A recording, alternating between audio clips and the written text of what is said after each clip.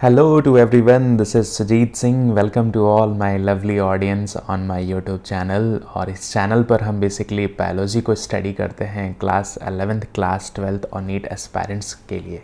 तो बच्चे आप मुझे ऐसे ही सपोर्ट करो, ऐसे ही अपने प्यारे प्यारे कमेंट्स मेरे वीडियोस के प्लेलिस्ट में जा कर के पुराने वीडियोस को भी देख सकते हो। वहाँ से भी आपको बहुत सारे इंपॉर्टेंट कॉन्सेप्ट्स मिलेंगे बच्चे। इस सीरीज़ में हमने अभी तक डाइजेशन एंड एब्जॉर्प्शन से रिलेटेड जितने भी इम्पॉर्टेंट कॉन्सेप्ट्स हैं उनको हमने अंडरस्टैंड किया और इस सीरीज़ का ये एक 7th पार्ट है बच्चे, 7th वीडियो लेक्चर है और पॉसिबिलिटी है कि ये इस सीरीज़ का लास्ट वीडियो होगा बच्चे। इसमें पूरा चैप्टर कंप्लीट हो चुका है। तो चलो स्टार्ट करते हैं आज के टॉपिक को। तो आज का जो टॉपिक है बच्चे, हम उसको थोड़ा सा पीछे से कनेक्ट करेंगे, जो पढ़े हुए कॉन्सेप्ट्स हैं उनको रिकॉल भी करेंगे और साथ में उनकी इम्पॉर्टेंस को भी समझेंगे। तो बच्चे हमने अंडरस्टैंड किया था कि जो लीवर है, लीवर की स्ट्रक्चरल और फंक्शनल यूनिट कौन सी है बच्चे? तो हमने पढ़ा था कि हिपैटिक लोब्यूल्स। ठीक है, तो अगर मैं बात करूं कि लीवर की स्ट्रक्चरल एंड फंक्शनल यूनिट कौन सी है बच्चे, तो यहाँ पर हम बात करते हैं किसकी? तो हिपैटिक लोब्यूल्स की बात करते हैं। किसकी बात करते हैं? Hepatic lobules. ठीक है, अब देखो बच्चे, जो हिपैटिक लोब्यूल्स हैं ये बेसिकली कंसिस्ट होते हैं किससे? तो हिपैटिक सेल से। Consist with hepatic sales. अब देखो, ये जो हिपैटिक सेल्स है ना बच्चे, ये बहुत इंपॉर्टेंट फंक्शन इनका क्या है बच्चे, कि यही वो सेल्स हैं लीवर की जो क्या सिक्रीट करती हैं? तो यही सेल्स सिक्रीट करती हैं, क्या करती हैं बच्चे? तो बाइल का सिक्रीशन करती हैं। तो हमने ये अंडरस्टैंड किया बच्चे कि लीवर से जो बाइल का सिक्रेशन हो रहा है वो कहाँ से हो रहा है? तो हिपैटिक सेल से हो रहा है। और हिपैटिक सेल्स, जब बहुत ढेर सारी हिपैटिक सेल्स एक दूसरे से कनेक्टेड होती हैं तो वही लोब्यूल्स का स्ट्रक्चर फॉर्म करते हैं, जिसे हम बोल देते हैं हिपैटिक लोब्यूल्स।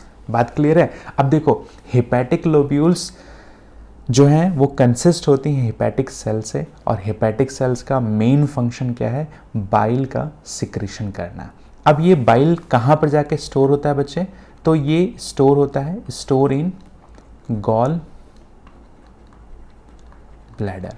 ठीक है बच्चे, अब ये गॉल ब्लैडर में क्यों स्टोर होता है? जब खाना आपके स्टमक में प्रेजेंट नहीं होता है। ठीक है, तो आप मेंशन कर सकते हो यहां पर, if food is not present. ठीक है, तो फूड अगर प्रेजेंट नहीं होगा तो ये बाइल कहाँ जाके स्टोर हो जाएगा? गॉल ब्लैडर में। अब देखो बच्चे, कुछ लीवर से सिंड्रोम्स भी हैं, कुछ लीवर में कुछ डिसऑर्डर्स भी होते हैं। अब उस डिसऑर्डर के बारे में हम थोड़ा सा डिटेल्स में पढ़ते हैं। तो एक बहुत कॉमन डिसऑर्डर है बच्चे, जो आजकल जनरली बहुत कॉमन हो गया है, तो उसे हम बोलते हैं क्या बच्चे? Fatty liver syndrome. क्या बोलते हैं? Fatty liver syndrome. अब ये फैटी लीवर सिंड्रोम होता कैसे है बच्चे? तो हम सभी को मालूम है कि जब भी कोई पर्सन बहुत ज़्यादा अल्कोहल को कंज्यूम करने लगता है तो उसका लीवर कैसा हो जाता है? फैटी हो जाता है। ठीक है, अब देखो, फैटी का मतलब यहाँ पर आप समझना थोड़ा सा कि फैटी लीवर हम किसे कहते हैं। तो मेनली ये किस वजह से होता है? जब पर्सन बहुत ज़्यादा इनटेक करने लगते हैं। किस चीज़ का बच्चे? इनटेक या कंज्यूम करते हैं किसे बच्चे? अल्कोहल को। तब उनका लीवर कैसा हो जाता है? फैटी लीवर हो जाता है। अब इसमें होता क्या है कि फैट का एक्युमुलेशन होने लगता है। फैटी लीवर में होता क्या है? तो आप कह सकते हैं कि जो फैट है एक्युमुलेट होने लगता है। Fat accumulate in the hepatic lobules. ठीक है, अब देखो बेसिकली अगर हम फैटी लीवर सिंड्रोम की बात करते हैं बच्चे, तो हमने एक चीज़ को अंडरस्टैंड किया कि एक तो अल्कोहल के बहुत ज़्यादा कंज्यूम करने की वजह से फैट का एक्युमुलेशन हो जाता है लीवर में, उसी को आप बोलते हो फैटी लीवर। ठीक है, अब देखो एक यहाँ पर टर्म और है बच्चे, अगर हम इसको बात करें तो यहाँ पर एक टर्म और है। पहला तो सिचुएशन ये है बच्चे, दूसरा सिचुएशन ये है कि यहाँ पर लीवर श्रिंक भी कर जाता है। ठीक है, तो आप कह सकते हो श्रिंकिंग ऑफ लीवर। अब ये कब होता है बच्चे, तो ये इसी कंडीशन को आप बोलते हो लिवर सिरोसिस। इसी कंडीशन को आप क्या बोलते हो, लिवर सिरोसिस, लिवर सिरोसिस। ठीक है, तो देखो बच्चे यहाँ पर दो चीज़ें हमने पढ़ा, एक तो हम फैटी लीवर को पढ़ रहे हैं और दूसरा लिवर का साइज़ जो होगा ना बच्चे, वो बेसिकली वो लिवर का जो शेप और साइज़ है ना वो एक श्रिंक कर जाता है। तो श्रिंक जो केस है बच्चे, उसी कंडीशन को हम क्या बोल देते हैं, लिवर सिरोसिस। अब देखो हमने यहाँ पर जनरल चीज़ें बात किया कि बेसिकली लीवर की स्ट्रक्चरल और फंक्शनल यूनिट कौन सी होती है। अब यहाँ पर हम कुछ अगर इम्पॉर्टेंट बात करें तो फंक्शन ऑफ लिवर, लिवर का क्या फंक्शन है उसको हम थोड़ा सा देख लेते हैं बच्चे। फंक्शन ऑफ लिवर, ये बहुत इंपॉर्टेंट टॉपिक है बच्चे, इसीलिए हम इसको रिकॉल कर रहे हैं और साथ में रिवीजन भी कर रहे हैं बच्चे कि लिवर का क्या क्या फंक्शन है। तो पहली चीज़ तो हमने इसको अंडरस्टैंड किया, जो पहला फंक्शन है बच्चे ये क्या करता है, सिंथेसिस करता है, सिंथेसिस ऑफ बाइल। ठीक है, बाइल के हमने पूरे फिजिकल प्रॉपर्टीज़ के बारे में भी अंडरस्टैंड किया है। दूसरा फंक्शन इसका ये है बच्चे कि किस चीज़ का और सिंथेसिस करता है, तो सिंथेसिस ऑफ फैट। ठीक है, तो लीवर का दूसरा फंक्शन क्या है, सिंथेसिस ऑफ फैट। लीवर का जो तीसरा फंक्शन है बच्चे, इसको आप बोलते हो सिंथेसिस ऑफ कोलेस्ट्रॉल, कोलेस्ट्रॉल। तो कोलेस्ट्रॉल जो है वो कौन सिंथेसाइज करता है, तो आपका लीवर सिंथेसाइज करता है। और अगर मैं फोर्थ पार्ट की बात करूं तो बहुत सारे जो फैट सॉल्युबल विटामिन्स होते हैं ना बच्चे, वो भी कहाँ स्टोर होते हैं, store fat soluble vitamins, vitamins. तो बेसिकली ये कुछ इम्पॉर्टेंट फंक्शन है लीवर के। और अगर हम जनरली लीवर की बात करते हैं बच्चे, तो जनरली अगर हम बात करें कि लीवर का जो एवरेज वेट है, अगर हम बात करते हैं कि जो लीवर का एवरेज वेट है वो कितना है बच्चे, तो जनरली 1.2 to 1.8 kg है। अब देखो बच्चे ये वेट वेरी भी करता है जेंडर टू जेंडर। मेल की केस में बच्चे ये 1.5 से 1.8 होता है। अगर मैं बात करूँ यहाँ पर, अगर मैं बात करूँ मेल बॉडी की, तो मेल में जनरली इनका लीवर का वेट कितना है बच्चे, तो 1.5 to 1.8 kg। और अगर हम बात करते हैं फीमेल बॉडी की, तो फीमेल बॉडी में जो लीवर का वेट है वो जनरली लाई करता है 1.2 to 1.4 kg। ठीक है, तो एवरेज अगर मॉलिक्यूलर वेट अगर आपसे एग्जाम में पूछता है तो एवरेज मॉलिक्यूलर वेट तो ये है। और अगर स्पेसिफिकली आपके नीट के एग्जाम्स में पूछता है कि मेल बॉडी में लीवर का वेट कितना है और फीमेल बॉडी में लीवर का वेट कितना है, तो आप यहाँ से भी इंफॉर्मेशन ले सकते हैं। ठीक है, तो चलो अगर हम बात करते हैं, कुछ ये हमने इंपॉर्टेंट फंक्शन के बारे में बात किया, अब हम कुछ यहाँ पर और इम्पॉर्टेंट फंक्शन के बारे में बात करते हैं। तो लीवर जो है वो बहुत सारी मेटाबॉलिक रिएक्शंस को भी क्या करता है, रेगुलेट करता है। ठीक है, तो अगर मैं बात करूं तो यहाँ पर कौन कौन सी रिएक्शन है, अगर मैं बात करूं तो यहाँ पर जो रिएक्शन है, अगर मैं ग्लूकोज का कन्वर्जन ग्लाइकोजन में करता हूँ बच्चे, ग्लाइकोजन, तो इस प्रोसेस को आप बोलते हो ग्लाइकोजेनेसिस। इस प्रोसेस को आप क्या बोलते हो, ग्लाइकोजेनेसिस। इस प्रोसेस को आप क्या बोलते हो, ग्लाइकोजेनेसिस। अब देखो ये जो प्रोसेस है वो एक तरह की एनाबॉलिक प्रोसेस है, हमेशा याद रखना, एनाबॉलिक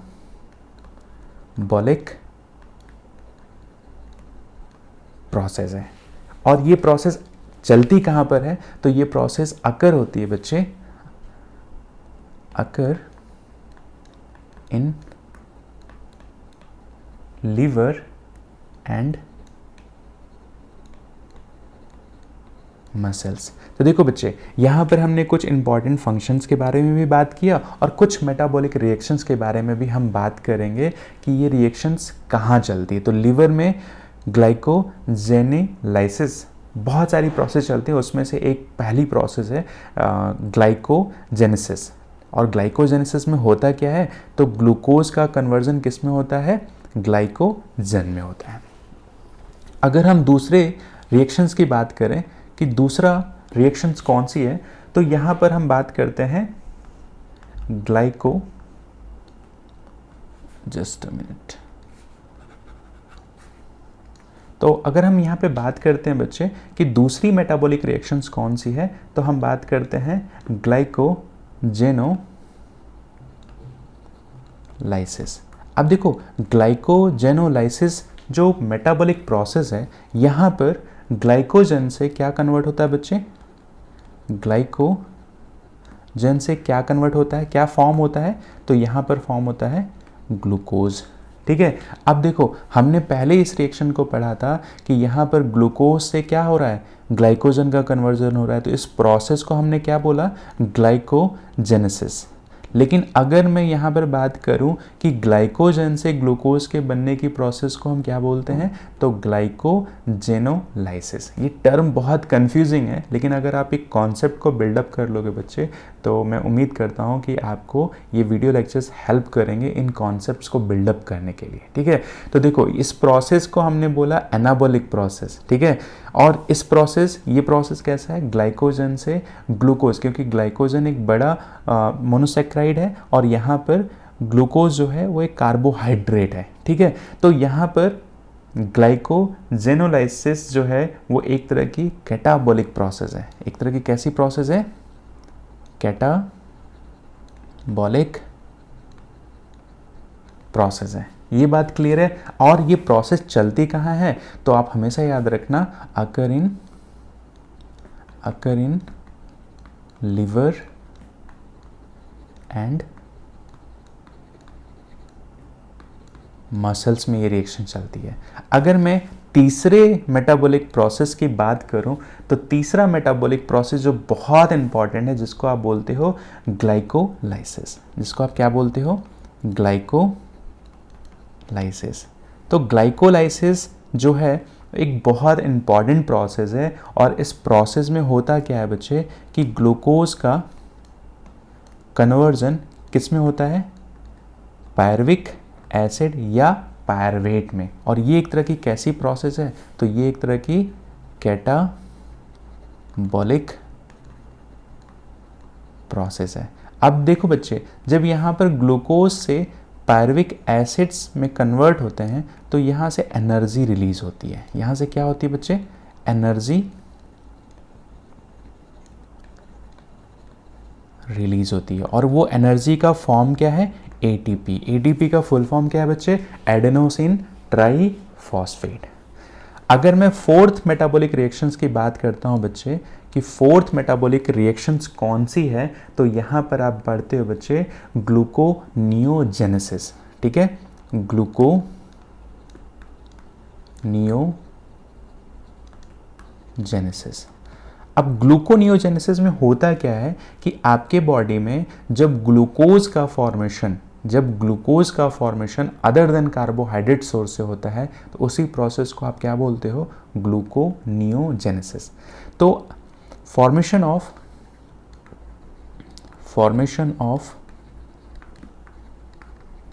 ग्लूकोज बाय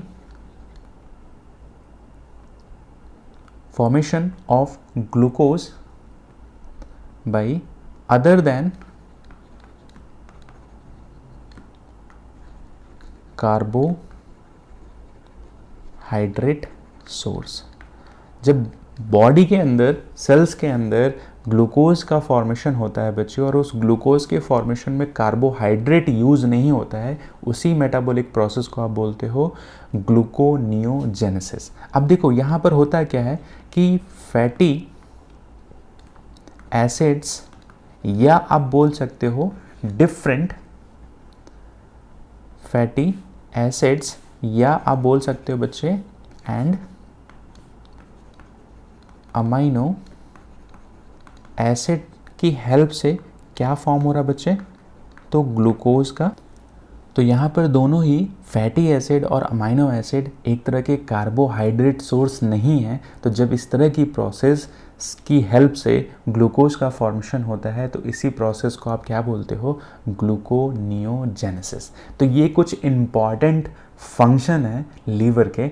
और इसके बाद अगर हम थोड़ा सा रिलेट करते हैं बच्चे, इसके बाद अगर हम थोड़ा सा रिलेट करते हैं तो यहाँ पर हम बात करते हैं पैनक्रियाज की। तो यहाँ पर हम बात करते हैं पैनक्रियाज की।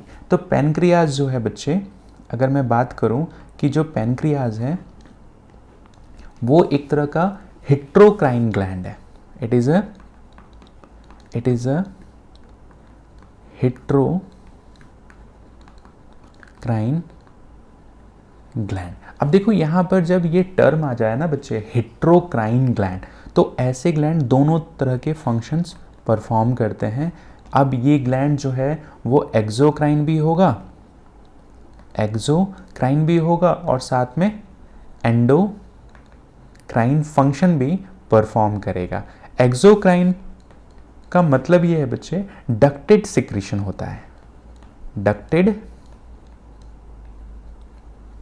सिक्रीशन होता है। और एंडोक्राइन का मतलब ये होता है बच्चे कि डक्टलेस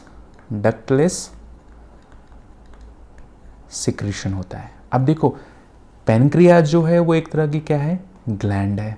ये कोई ना कोई हार्मोन सिक्रीट करेगी।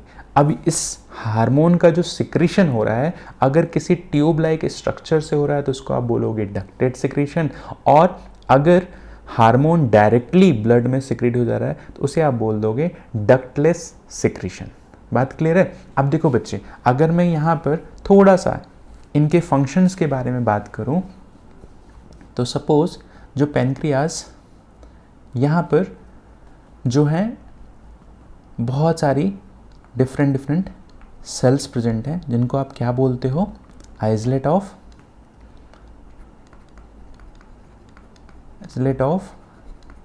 लैंगरहैंस। ठीक है। अब देखो बेसिकली अगर मैं बात करूं तो जब दो सेल्स के बीच में अगर ट्यूब लाइक स्ट्रक्चर्स कनेक्टेड हैं तो उनको आप बोलते हो क्या बच्चे,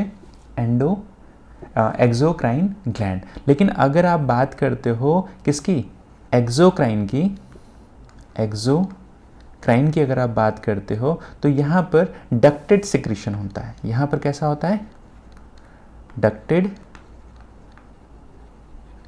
सिक्रीशन होता है। बात क्लियर है। अब देखो आइसलेट ऑफ लैंगरहैंस सेल्स में बहुत डिफरेंट टाइप की सेल्स होती हैं। कुछ सेल्स होती हैं अल्फा सेल्स, कुछ होती हैं बीटा सेल्स, कुछ होती हैं बच्चे डेल्टा सेल्स, और कुछ एफ सेल्स से भी इंफॉर्मेशंस हैं। अब देखो यहाँ पर अगर मैं बात करूँ कि अल्फा सेल क्या काम करती है तो ये बेसिकली ग्लूकागॉन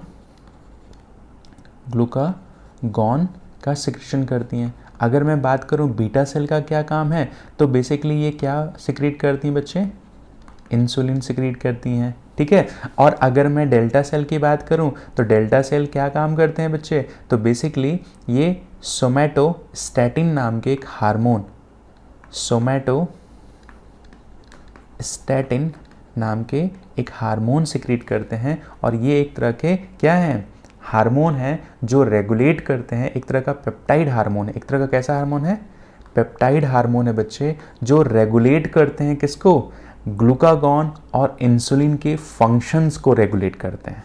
तो अगर मैं बात करूं बच्चे कि इंसुलिन कैसा है तो हाइपोग्लाइसेमिक फैक्टर है जो ब्लड में ग्लूकोज के लेवल को क्या करता है, रिड्यूस करता है। और ग्लूकागॉन जो है बच्चे वो एक तरह का कैसा फैक्टर है तो हाइपर ग्लाइसेमिक फैक्टर है जो ब्लड में ग्लूकोज के लेवल को क्या करता है, इंक्रीज करता है। तो ये हाइपोग्लाइसेमिक इसलिए बोल रहे हैं क्योंकि ग्लूकोज के लेवल को क्या कर रहा है, डिक्रीज कर रहा है, और ये ग्लूकोज के लेवल को क्या कर रहा है बच्चे, ब्लड में ग्लूकोज के लेवल को क्या कर रहा है, इंक्रीज कर रहा है। That's why glucagon act as a hyperglycaemic factor and insulin act as a hypoglycaemic factor. अब देखो अल्फा सेल्स जो हैं वो भी एक तरह के किसकी सेल्स हैं, तो isolate of Langerhans cells. Beta cells वो भी एक तरह की आइसोलेट ऑफ लैंगर सेल्स हैं।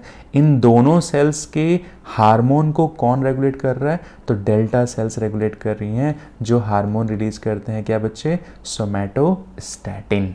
बात क्लियर है। और अगर मैं यहीं पर बात करूं एफ सेल का क्या फंक्शन है, तो ये एक तरह के pancreatic polypeptides, pancreatic polypeptides release करने में हेल्प करते हैं। तो यहाँ तक सभी बच्चों को अगर सारे कॉन्सेप्ट्स क्लियर हो गए होंगे बच्चे, तो डेफिनेटली कमेंट सेक्शन में आप कमेंट करना। मेरे दिए हुए व्हाट्सएप नंबर पर आप मुझसे कांटेक्ट कर सकते हो। किसी भी टॉपिक से रिलेटेड अगर प्रॉब्लम है बच्चे, तो आप मुझे टेक्स्ट करो, आप मुझे व्हाट्सएप करो, और व्हाट्सएप से आप अपनी प्रॉब्लम को मेरे तक पहुंचाओ। मैं उसको डेफिनेटली सॉल्व करने के लिए कोशिश करूंगा बच्चे। तो आप सभी लोग अच्छे से पढ़ो, बार बार वीडियोस को देखो, ताकि आपके जो भी कॉन्सेप्ट्स हैं वो बहुत क्रिस्टल क्लियर हों बच्चे। तो ये पूरा चैप्टर जो है वो ऑलमोस्ट ख़त्म हो चुका है। सिर्फ थोड़ा सा एक पार्ट बचा है बच्चे, डिसऑर्डर ऑफ डाइजेस्टिव सिस्टम। और डिसऑर्डर ऑफ डाइजेस्टिव सिस्टम में बेसिकली हम जॉन्डिस की बात करते हैं कि जॉन्डिस में क्या होता है कि आपका लीवर जो है वो अफेक्टेड होता है, और यहाँ पर पिगमेंट्स, बाइल पिगमेंट्स स्टोर होने लगते हैं। ठीक है, तो कुछ इस तरह के फैक्टर्स हैं। इन चीज़ों को अभी थोड़ा स्टडी करना। और एक छोटा सा टॉपिक और एक मैं सोच रहा हूँ बता देता हूँ बच्चे। इस टॉपिक में बेसिकली अगर हम बात करें तो कार्बोहाइड्रेट को अगर मैं देखूँ कि अगर मैं कार्बोहाइड्रेट को थोड़ा सा डिफाइन करूँ, कार्बोहाइड्रेट, तो कार्बोहाइड्रेट को अगर मैं क्लासीफाई करता हूँ बच्चे, तो यहाँ पर 3 डिफरेंट कैटेगरीज में क्लासीफाई करता हूँ। ठीक है, अब ये 3 डिफरेंट कैटेगरी कौन सी है, तो एक को हम बोलते हैं मोनोसैकेराइड, दूसरी कैटेगरी को हम बोलते हैं बच्चे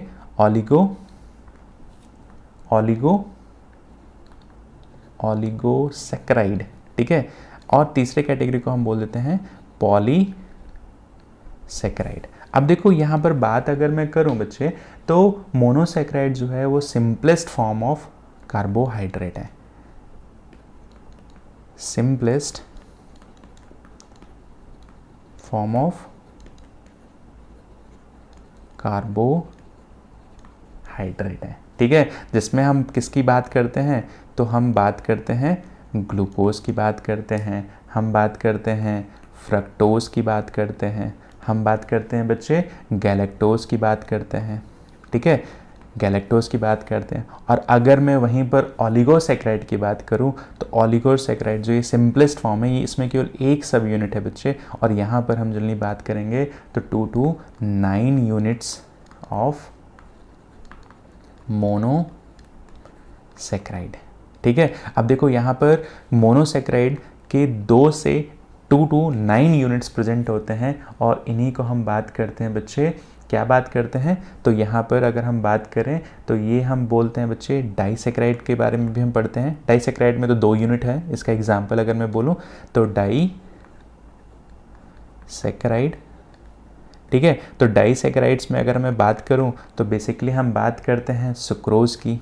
हम किसकी बात करते हैं, सुक्रोज की। सुक्रोज किन किन मोनोसैकेराइड से मिलकर के बना होता है, तो ग्लूकोज प्लस फ्रक्टोज से मिलकर के बना होता है, उसी को आप क्या बोलते हो, डाइसैकेराइड। ठीक है, तो सुक्रोज एक तरह का डाइसैकेराइड है। अगर मैं बात करूं लैक्टोज की, तो लैक्टोज भी एक तरह का क्या है बच्चे, डाइसैकेराइड है। और लैक्टोज में बेसिकली 2 सब यूनिट होती है, एक होती है ग्लूकोज की और दूसरी होती है बच्चे गैलेक्टोज की।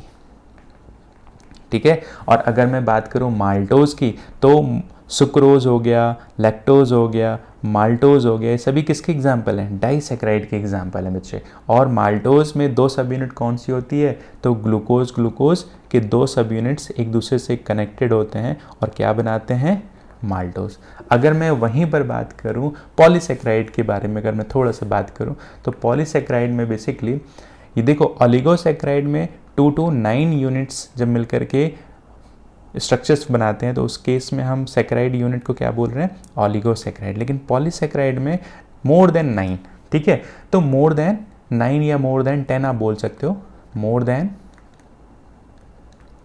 10 यूनिट्स ऑफ मोनोसैकराइड्स। और यहीं पर आप पढ़ते हो किसको बच्चे, स्टार्च के बारे में पढ़ते हो, ठीक है। यहीं पर आप पढ़ते हो किसके बारे में, सेलुलोज के बारे में पढ़ते हो, ठीक है। तो ये पूरा चैप्टर ऑलमोस्ट कंप्लीट हो चुका है बच्चे। तो आप सभी से मेरा रिक्वेस्ट है कि मेरे चैनल को सब्सक्राइब करो, बेल आइकन को हिट करो, ताकि सारी नोटिफिकेशन और अपडेट आपको टाइम टू टाइम मिले बच्चे।